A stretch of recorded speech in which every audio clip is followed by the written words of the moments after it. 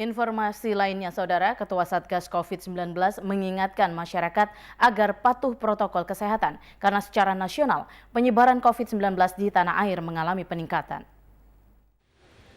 Usai meninjau pelaksanaan rapid antigen dan tes genos 19 di Bandara Sultan Mahmud Badarudin II Palembang, Ketua Satgas COVID-19 Doni Monardo bersama Menteri Perhubungan Budi Karya Sumadi mengingatkan penyebaran COVID-19 usai Lebaran 1442 Hijriah mulai mengalami tren peningkatan dalam penyebaran harian.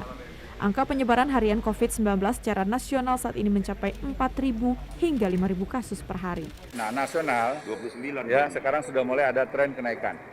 Ya, jadi yang biasanya kasus aktif ya itu rata-rata penambahannya itu sekitar